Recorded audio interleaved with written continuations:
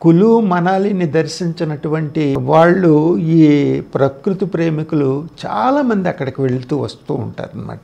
అక్కడ దుంగురు అనే ఒక పర్వతం ఉంది.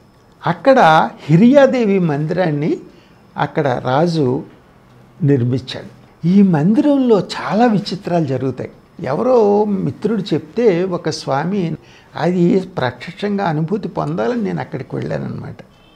మందిరం ఎలా ఉందంటే 80 అడుగుల ఎత్తులో ఉంది. పగోడా ఆకారంలో 4 అంచెలుగా ఉంది. అక్కడ పూజారులు కూడా స్త్రీలే ఉంటారు ఎక్కువగా ఇటువంటి అమ్మవారి ఇదిలో. ఆ లోపలికి వెళ్ళాను. లోపలికి వెళ్ళిన తర్వాత విగ్రహం అంటూ ఏమీ లేదు. హిడింబ పాదముద్రలు పెద్దగా ఉన్నాయి. ఆవిడికి ఆ పాదాలకు నమస్కరించుకోవడమే, అంతే, ఇంకేం లేదు. కాసేపు కూర్చున్నాను. కూర్చునేసరికి ఎవరో అక్కడ తిరుగుతున్నట్టు, మన శరీర భాగాల్లోని కొన్ని భాగాలని వాళ్ళు తాకుతున్నట్టు, మన చెవిలో ఏవే మాటలు అస్పష్టంగా చెప్తున్నట్టు, ఇటువంటి ఎన్ని అనుభూతి కలగడం మొదలుపెట్టింది.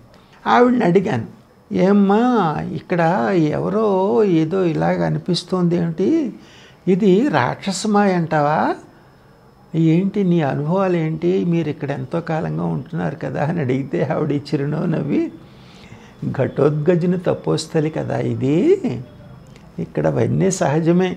అక్కడ ఘటోద్గజుడు తపస్సు చేసిన ప్రదేశం ముందు ఉంది, అక్కడికి కూడా వెళ్ళు, అక్కడ నీకు ఇంకా మంచి అనుభవాలు కలుగుతాయని మళ్ళీ అక్కడికి పంపించింది.